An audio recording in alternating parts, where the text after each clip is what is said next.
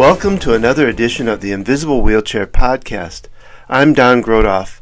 Along with my wife Gina, we have a practice called Focused Healthy Family, helping families get past the behavior and anxiety issues naturally. We also produce the Invisible Wheelchair Podcast, where we are advocates for our own family and others dealing with OCD and anxiety. In the Invisible Wheelchair Podcast, we do interviews, provide resources, and information for treatment and support of OCD recovery. We also want to hear from you, your comments, and if you want to tell your story, we want to put it up on the podcast on our Stories from the OCD side. Our goal in these podcasts is to raise awareness of and advocate for the recovery from obsessive-compulsive disorder, better known as OCD. Sponsoring our podcast is Quintessential Biosciences, better known as Q Sciences.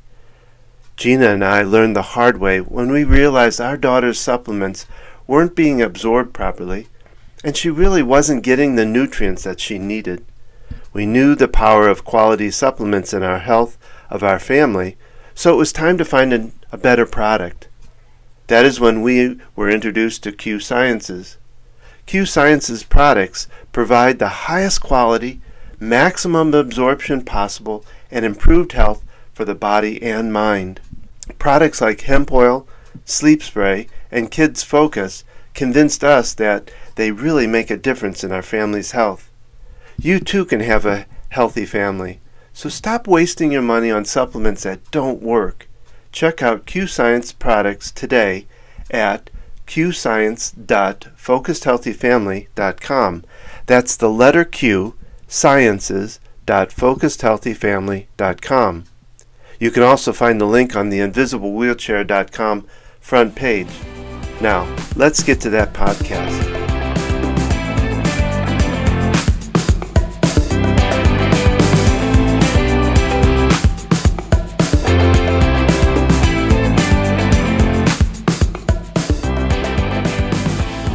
In this off-the-cuff podcast, Gina and I did a 6-part series with the Short and Sweet Parenting Tips podcast, and it was around handling anxiety during the pandemic. Today, we're going to give you the last 3 of that series, and as they say in the podcast, it's short and sweet each episode. So let's get to those episodes now. And now part 4, Alternatives to Punishment and Problem Solving.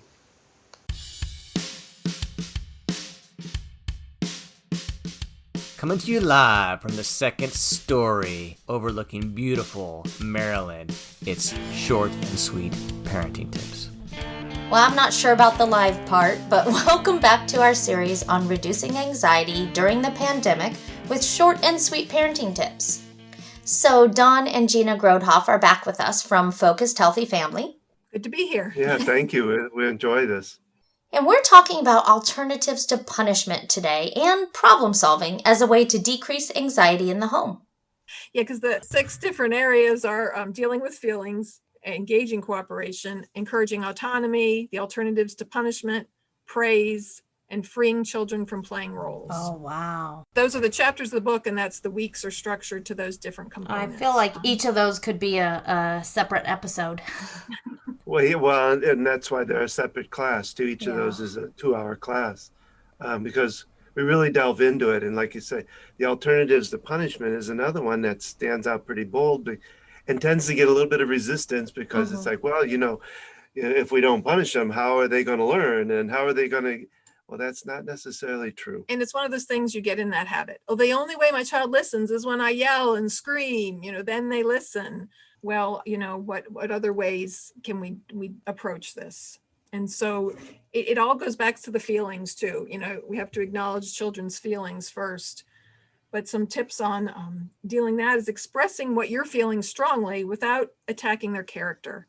It's important to use I statements rather than you. Anytime we say, you're doing this, we're pointing the finger at them, the person feels attacked and they get defensive, right? That's an important skill. Other places teach that in communicating in other environments.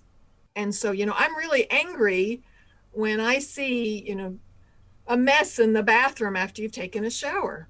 And now I have to clean it up. So rather than, you're so messy, you're a slob in the bathroom, what have you done? You're gonna have to clean the whole house now. And, stating your expectations to your children. After you take a shower, I expect you to pick up your clothes, put them in the hamper, hang the towels up, right? We need to let them know what they expect, giving them a choice. You can clean up after the bathroom, or you can take a shower downstairs, you give them some options to it. And the big one is problem solving. And this also, it can help in whatever particular challenge you're dealing with, but it also helps to the future.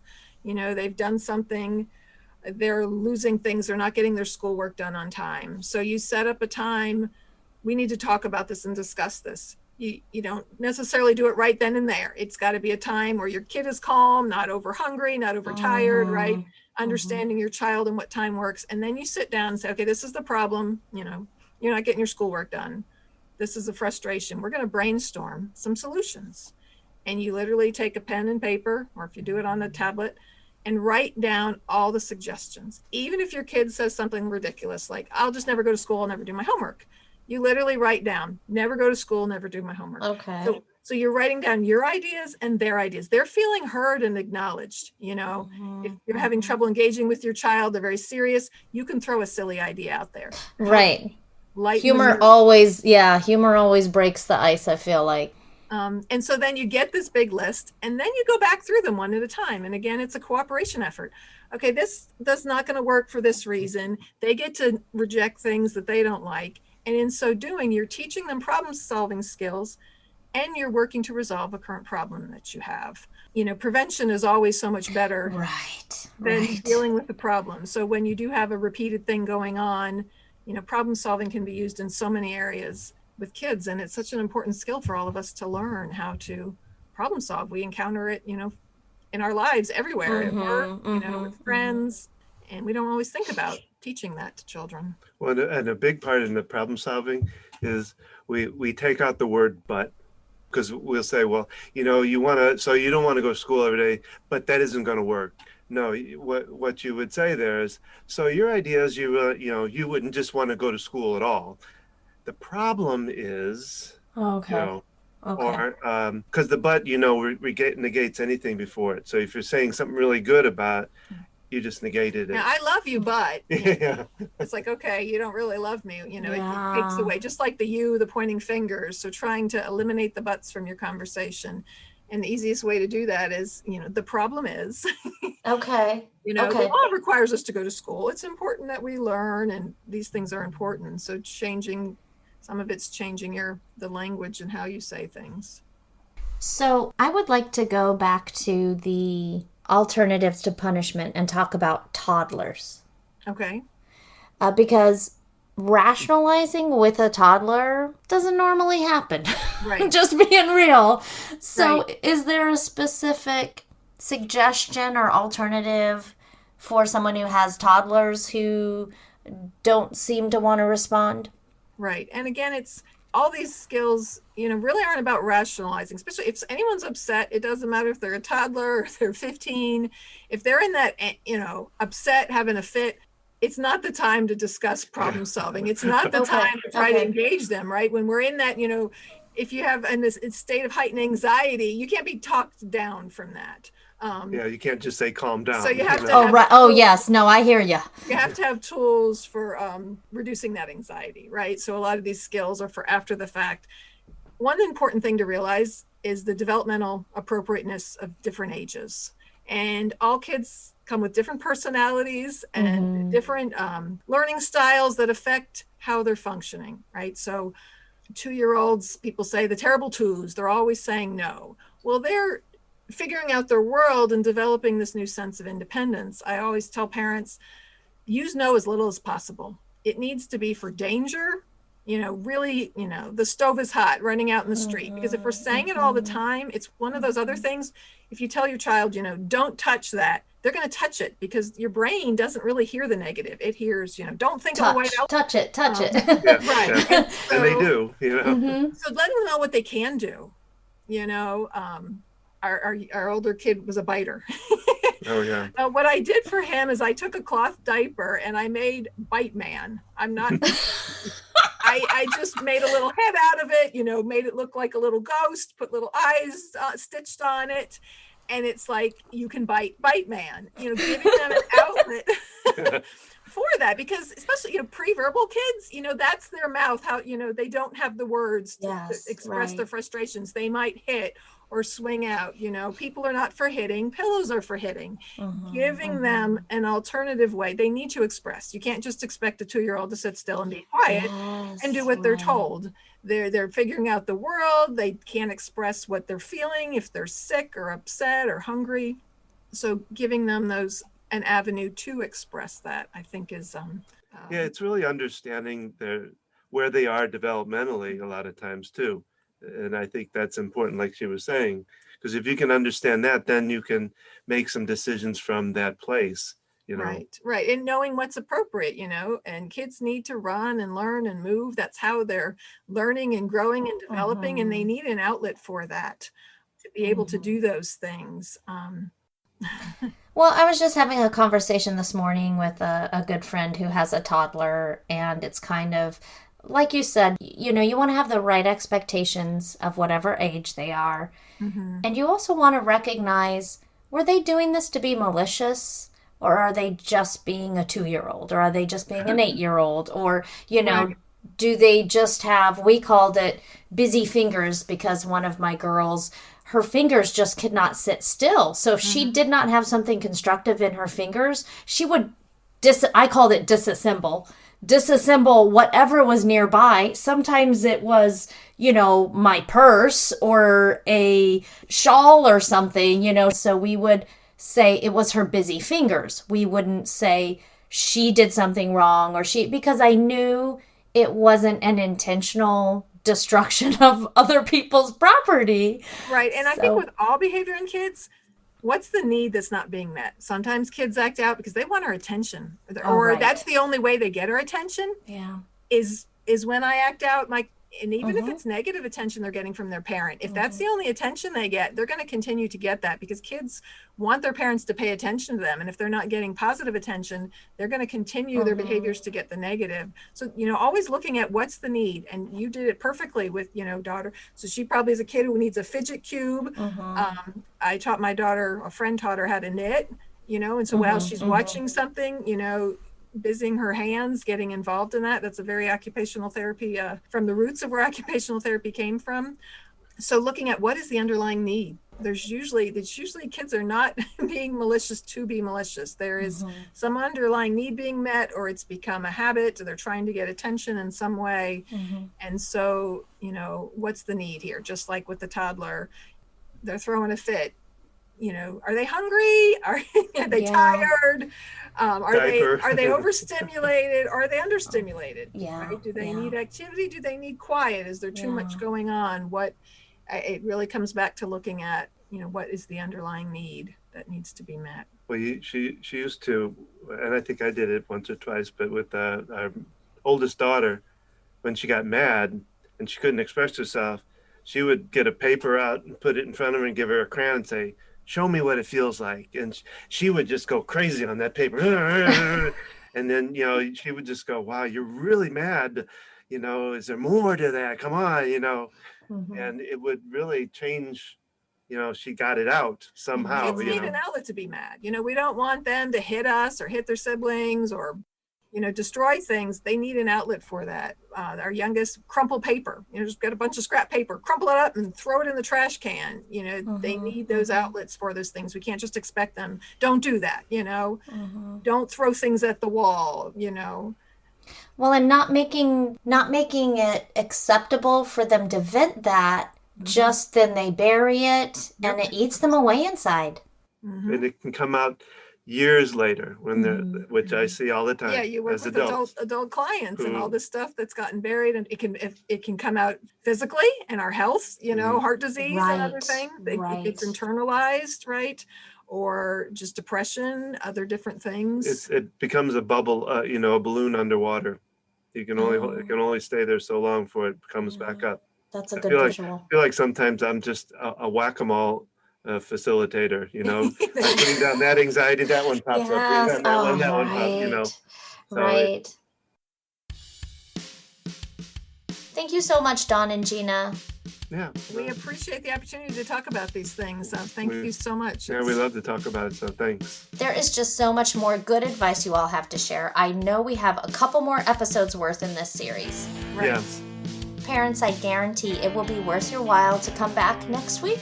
But for now, that is it for this short and sweet parenting tip. Fresh ideas in bite-sized portions.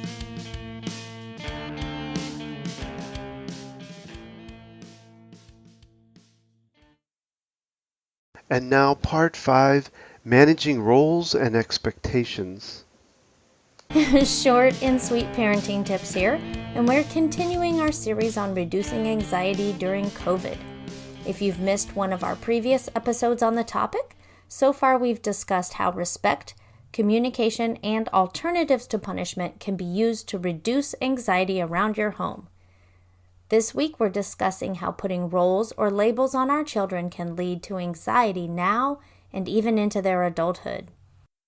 Husband and wife team Dawn and Gina Grodhoff join us again this week. Dawn is an EFT tapping practitioner and Gina's an occupational therapist, so they combine their skills to help families not only change behaviors, but also minimize anxiety to increase the health of the entire family. Who doesn't want that, right? Dawn also hosts a podcast called Invisible Wheelchair, where he unlocks the hidden mind of OCD and anxiety and advocates for positive recovery. So, today we're talking about another way to reduce anxiety, right? Well, another big one is the roles. We don't realize that we put roles and labels on our children. Oh, she's the smart one. Oh, he's the troublemaker, right? And how much that can affect their anxiety. A lot of times we're doing it in fun. We don't mean it. We don't realize comparing children to each other. And yet this really can have a big impact on our kids. And, the parents put all those expectations on them, and you have to do it this way. And it doesn't matter. You got to be a doctor. You got to be a lawyer, putting them in those positions and how much angst obviously it caused. But it can happen in really small ways and not even realizing it. This is the smart kid, this, even by calling, oh, you're the smart one. The other kids, then all of a sudden they're the dumb ones. If they hear their brother being labeled that way, oh, I'm not that smart. Yeah, I did an episode on sibling rivalry, and that was a huge one. Is never do I compare the girls. Ever, never. And I coach grandparents and anybody who's over, like, even benign, like you said, even totally benign things. Yeah, and a lot of times you don't realize, how it's being done, and just how it doesn't have to be an outward label, but how we're interacting with them, the underlying message there. Yeah. Well, and the authors of the How to Talk books also did one on siblings without rivalry. Oh, cool. They have a whole collection. And it's really the themes. It's the same principles, but they really apply it to siblings, like you talked about. And that is a big part of it, is not comparing children. And, it's hard not to do it. You do it, they're babies, and this one rolled over at 6 months and this one rolled over, it's how we pay attention to things. We see the contrast, we see the differences. And yet over time we wind up doing that without even realizing it, like you said. And it's a point of interest. You're like, oh, you had more hair when you were a toddler. I mean, we don't understand how it can be defining. Yeah. Right. And we don't realize we say things that don't think that means much to them, but especially a young child, they hear something and who knows what their brain has turned it into. Oh, I have thin, sad hair or whatever. I don't have, my hair's thin. And they grow up with this self-conscious idea that, they're not pretty or whatever. Or they never liked their hair. I've always hated my hair ever since fill in the blank. So. Yeah. Well, and then there's the encouraging autonomy. And I think an overall theme of that idea of autonomy, if you can teach your kids to problem solve, if you can teach your kids to make their own decisions, what it helps is in the future, when you're not around, if you're making all the decisions for them and they're counting on somebody else to make the decision for them. You want them to do what you tell them to do, Yeah. When they're older, they can be influenced by sometimes by not so good groups, Especially because talking teenagers, as they get believe older. what those people say versus themselves. Yeah. Can So you really- define autonomy before we move on? I know you gave some examples, but would you give just a informal definition of autonomy? Sure. Helping children to learn to make independent decisions. And so it's a sense of them having the confidence to be able to make choices, to be able to go through a struggle and to be able to handle it and move forward. We say we want our kids to be independent, but you don't push them away to make them independent. That doesn't, okay. they need to feel accepted with their feelings. They need to feel respected. They need to feel in a safe environment. And so it's sort of an ongoing process, as they get older, making bigger and bigger choices, but just giving them options like at breakfast. Do you want this cereal or this cereal? Do you want pancakes or toast? And then they're deciding. Because like Don said, down the road, if you just want your kids to do what you tell them and follow the rules, well, they're going to go out there in the world. They're going to be with teenagers, and their teenage friends are going to say, oh, you need to do this. Well, they're used to being told what to do. So it's easy to follow someone else when, especially different personalities. Some kids have a harder time making choices. So somebody else is making them for them, engaging them to find solutions. They ask you a question. Why is the sky blue? Rather than giving them an answer. Well, what do you think? It's facilitating their own problem solving, to come up with answers, to seek other resources, to encourage them to, look it up online or ask someone that's an expert. Your child has questions about a dog, a pet, or something that you don't know much about, right? Encouraging them to look to other sources. Well, your aunt's a dog trainer. Why don't you talk to her? So that they're growing a sense of how to function in the world. And being able to make decisions. And how and where to find answers to questions. Right. And it's a slow process. It's not like, okay, you're 18 now, you're independent, you're on your own. If they haven't gained these skills, maybe, they're going to succeed or they're going to fail. Kids go off to college, and in high school, they've been told what to do, and it's ever been structured. And in college, you have so much more freedom, and they fail that first semester because no one's standing over them, making them come to class, having punishments if they don't have an internal sense of, it's not something you switches on when you turn 18. Well, and to me, the older a person is when they learn that lesson, the more at stake. So if they can learn that lesson when they're 7 or 8, there's less at stake. Right. Making a choice of, okay, jumping off the slide or not, even something small, getting hurt and bruised, that's an okay mistake, right? If it's not serious injury, they need to be able to make those small mistakes, just like you said, because less is at stake than when they're older. And allowing them to deal with the natural consequences and not being their safety net. Right. Because you're not always going to be there. As they get older, they're going to hopefully be on their own and be able to handle it. Well, and I feel like, and it goes back to personality, especially in this generation, I feel like learning from other people's mistakes is not really something that kids learn. They learn from their own mistakes. Right. Yeah. None of us, do, learn from my mistakes. I messed this up or whatever. It's not, what we tell people. They're learning from making their own mistakes, from having their own opportunity to do things. Experiences, Yeah, their own experiences, exactly. One other thought for parents, for the parent side of it, and attention, that one of the things in the book, that they do a lot of cartoon ways of showing it in the book, and one of them, the father's sitting there watching TV and the son's talking to him. He goes, yeah, I can hear you, but he's watching TV. The real thing is to turn the dang thing off, or just turn around and focus on them, get down, even get down on their level, really put your real attention to them, not just kind of, whatever. Okay. Yeah, that'll be fine kind of thing, What I saw happen, especially when our kids were young, is, we'd be working on the computer or doing something. Hey, come play with me. Hey, can you do this? Hey, can you do that? In a minute. And then the minute doesn't happen. So they're like, okay, that didn't work. So I'm going to flip out and draw on the wall. That worked. That got my attention. That turned me away from my computer. Right. We all do that with our kids. One of the things we teach in there is one, how you respond to it. So, like you were saying, at the computer, you're doing something. You don't just, push away, say, yeah, in a minute.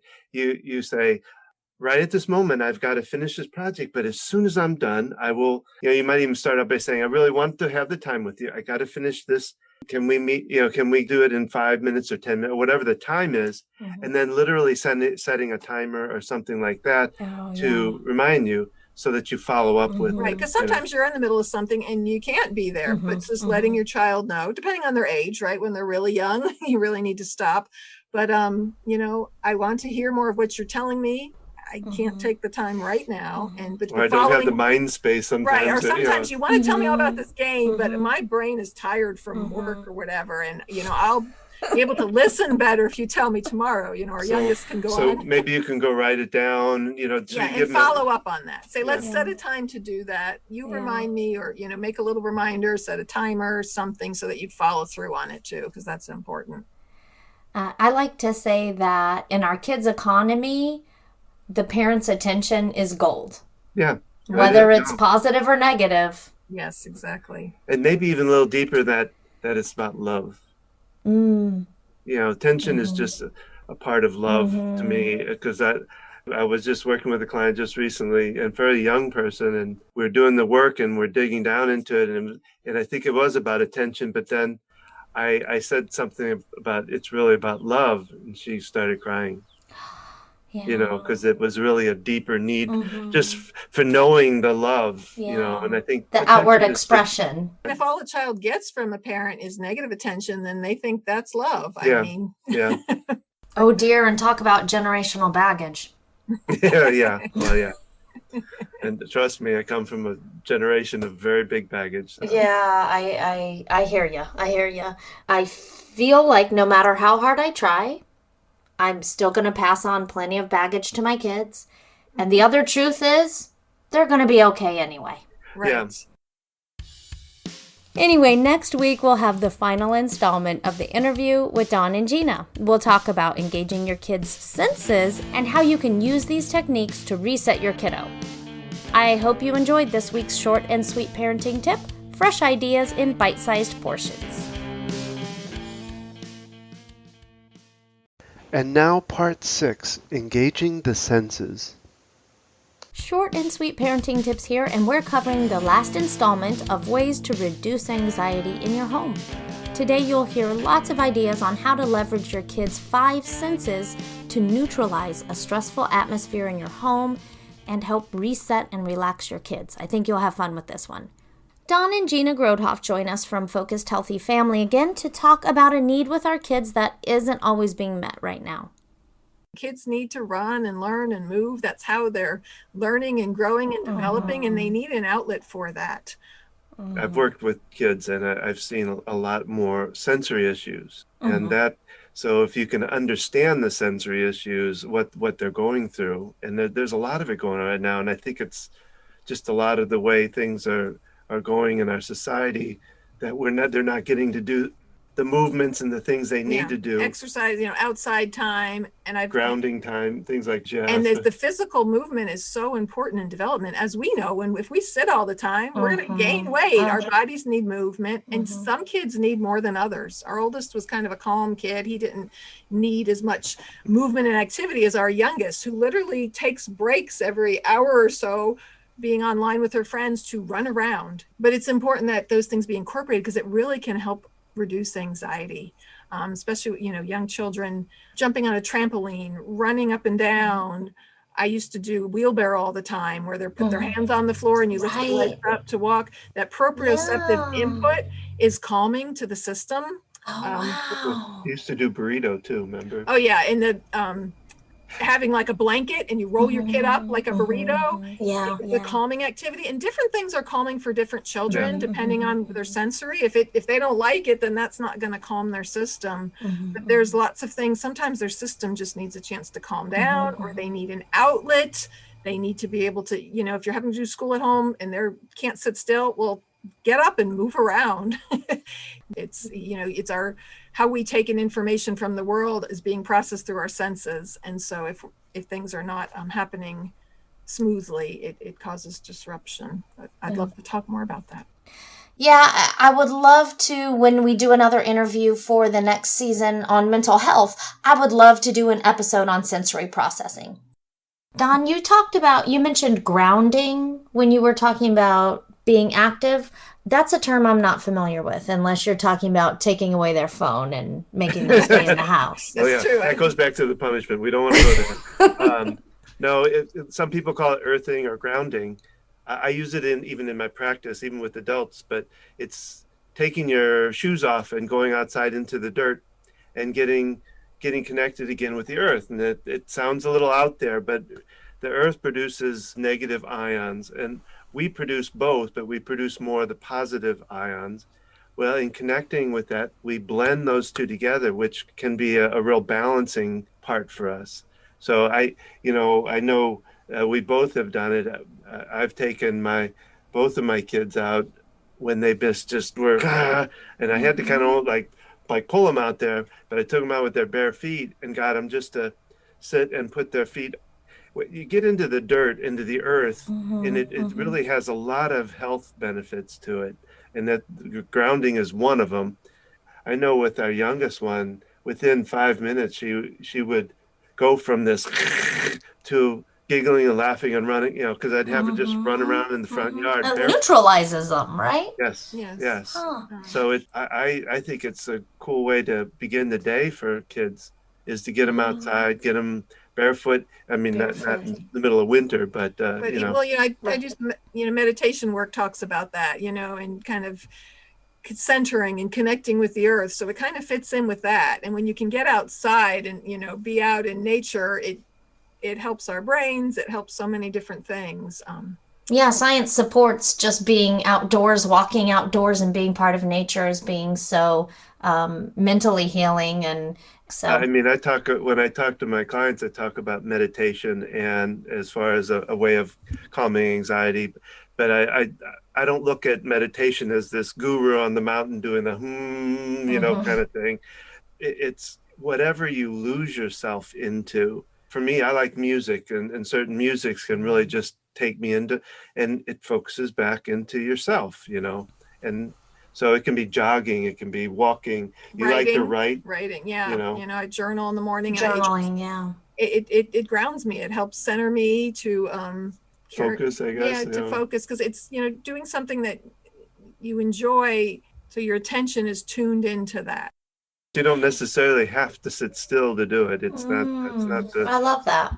It's about, like I say, whatever loses yourself. Like I say, I have people that I know, clients that have jog, and when they jog, they everything around them kind of gets put aside. They can just really focus on what's going on for them. Yeah, and another great tool with kids is mindfulness. And our therapist actually initiated this with our youngest, with her therapist. Just for a minute, focus on one thing. Maybe it's a piece of food, and you look at it and you eat it slowly and you really taste it, and really focus on it for a minute. Or if you're outside, let's just be quiet and then and listen to all the things we can hear. And then we can talk about it. For a real young kid, it might not be a minute, it might be 15 seconds. But let's just tune in and pay attention. Let's just really think about what this food feels like in our mouth, and what's the taste and the texture. Or, let's stop and just listen. And there's just so many different ways to incorporate kind of a mindfulness in each day. That's, such an important skill, and it can do with kids of any age. And then there's going through the senses. Right, that's a mindfulness where you right. What am I hearing? What am I feeling? What am I seeing? Yeah, and smelling and right. Well, then another means of relaxation or getting out of anxiety is going through your body and tensing up parts of your body one at a time. Progressive muscle relaxation. Yes, there you go. Yeah, so you focus on each muscle group and you tense it, and slowly you're releasing it. So in order to really relax, you scrunch and tense your shoulders up, and then you can relax them. So the progressive relaxation is a great tool. And that works with kids just as well as adults. Yeah. I think mine was from the feet up, because I remember doing my head Okay. Yeah. And you scrunch your face and you Right, open your eyes really wide. And yeah. Right. Yeah, I think I learned that too when I first learned it. And you can take it to any intensity, you can go down to a finger, or you can do more generalized. I was gonna say, with like a 2 or 3 year old, okay, we're just gonna tense up our whole body and squeeze our fists, right? Right. Gonna let it all go, right? Because they're not gonna be able to differentiate. Yes, for sure. Parts of the body. Well, and also for little kids with breathing, there's a couple different ways of doing some good deep breathing. Gina does the one with blowing out the candles. Picture a big birthday cake with a lot of candles. You got to blow them all out. We talk about taking deep breaths in and blowing out. If a kid's really anxious and they're hyperventilating, it's hard to focus on breathing in and out. But if you tell a kid to blow out, then they're going to be forced to breathe in. It's just a natural occurrence. And so you literally can take some candles and tell the child, blow out the candles, right? They're going to go, and they're forcing the air out their mouth, and then they're naturally going to breathe back in. So it's one way to get them into a calmer breathing pattern. And the one I do is I'll have them do raspberries. So you breathe in. Right. And that's a sensory thing too, I think. Well, yeah, and I usually collapse to the floor as I'm doing it, and they giggle and laugh. So they're getting really two things out of it. They're getting the breathing part out of it, but they're getting the laughter, which relaxes them too. So and it's silly. Young kids are like, that's so fun, and and laughter releases endorphins too. Yeah, I know. I know hugging, helps to release endorphins and calms their anxiety, and I've even read, I forget the number of seconds that a hug is and how it changes the chemicals in our brain.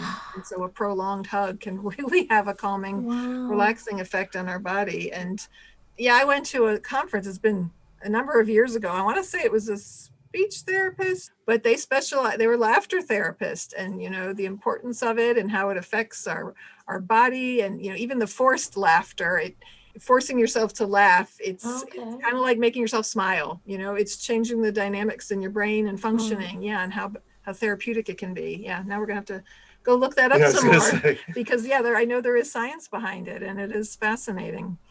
And I do know inserting silliness or humor in a tense situation often will just kind of change the chemistry and take the wind out of whoever's coming at you, just to do something silly or say something silly, kind of like you said when you were brainstorming, make a silly idea or whatever. Right, because we take things so seriously. And someone said to me once, think, is this going to matter 5 years from now? Like, especially with your kids, they wrote on the wall, is this really going to matter in 5 years?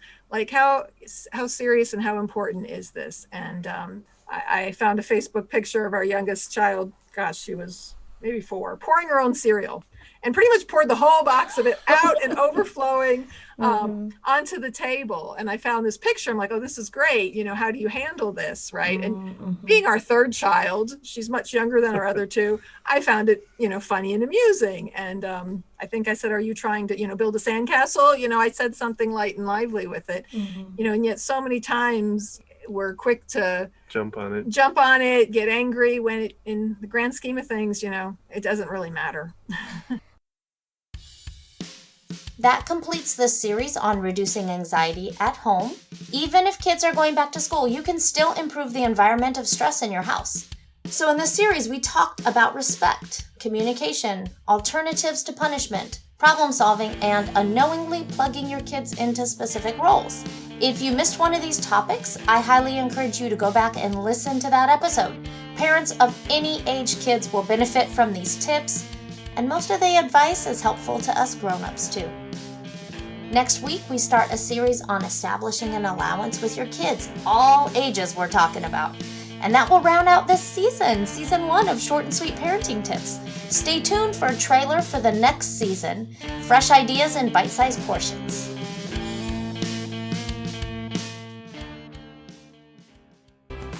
That concludes this 6-part series dealing with handling anxiety during a pandemic, our interview with Short and Sweet Parenting Tips podcast.